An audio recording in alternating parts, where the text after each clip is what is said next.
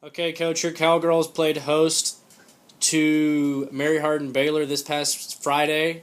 They defeated them 2-0 in some unfavorable weather conditions. If you could, just let us know how the Cowgirls fought through the weather and played well enough to pick up the win. I think no matter what the weather, we have to adjust to it, and it was crazy to go from 100 degrees one day to 60 with a strong wind that made it feel a lot colder than 60. But wind certainly affected the game. It was a tale of two halves. It was one of those games where, you get over a 20-mile-per-hour wind and you're going to have a little bit of the play one half and struggle to get the play in the other half. The score was 2-0, but it wasn't quite that tidy at the back. In the back, we had 3 or 4 moments where they just got in because it was a lack of backline organization. We are at a point as a team where we're still growing every game. We just need to play a lot of soccer games. Every game we play, we're going to grow from it and get better. But we gave them chances that we don't normally give away, and we hope we're going to get better from there and make them earn more of their chances in the future. It was fortunate to come away with a shutout, whereas some of our other shutouts in the past have been more well-earned. This was a shutout despite the fact that maybe we had some organizational issues at the back. In terms of scoring, we also didn't create enough. We weren't creative enough. We didn't break down their defense. Their back row did a great job against us. Really the 2 goals were just great individual plays by Julianne. One on a corner with a great service from Haley Foster, but still a really difficult goal to score. Julianne was well marked and in a crowded box and went up and got it. And the other she created by herself on the dribble, beat 3 or 4 people on the dribble and was taken down to create a penalty. So that game is a game we're gonna study that one a great deal. We're gonna spend time on film.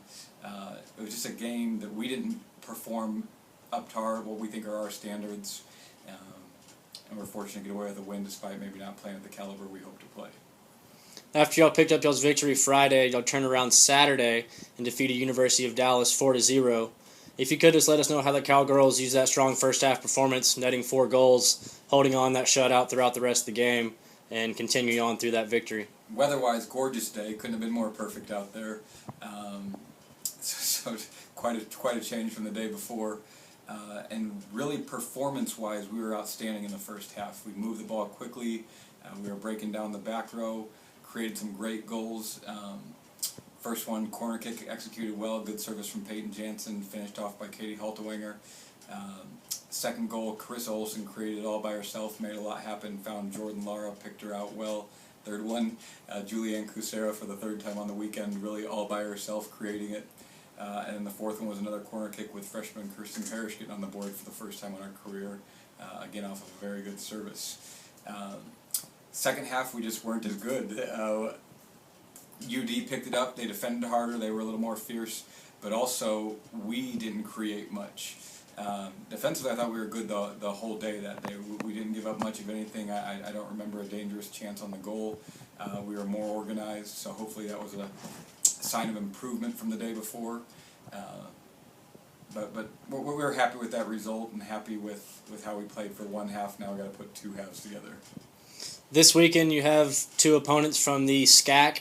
You have Hendricks coming in Saturday at 1 o'clock, and you have Rhodes coming in Sunday at 1. If you could just let us know how y'all can use this last weekend to prepare for opening up conference.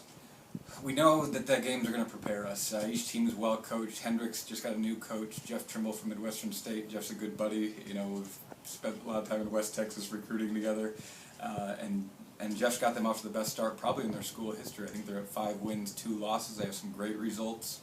The fact that they beat Mary Hardin-Baylor is impressive because we thought Mary Hardin-Baylor were an impressive team. So we expect a very well-organized team that also has a weapon. A girl with 9 goals already on the year, that's impressive. She scored 6 goals in a game, which is also impressive. So a team that's going to be well-organized offensively with a weapon up top is always dangerous. So Hendricks is going to be very good, and then Rhodes is a very good team. A couple weeks ago, they took the #1 team in the country, WashU out of St. Louis, to overtime at WashU's place, which tells you a little bit about their quality. Their coach is also a buddy. Joe and I, Joe Very, went on a trip to study soccer for 10 days we went to London and Holland, studied soccer at an elite level. I know he's a soccer mind, so I know what to expect in terms of the caliber of what's going to be taught there at Rhodes. And also they get an elite caliber a soccer player. Joe, that dirty dog, once asked me to go watch a Dallas area player for him, and she was phenomenal. Like, you gotta be kidding me. And that's a girl who's currently on the Rhodes roster. So we know they're talented, we know they're well coached. We expect Rhodes to be one of the elite games on our schedule this year, and a game that should be one of our most back and forth games, where they're going to attack us, we're going to attack them, neither team's going to want to give up the run of play. We expect a wide open soccer game against a great team in Rhodes. It should, we hope at the end of that game, have us ready to open the conference the following weekend and the games that really mean the most on our schedule.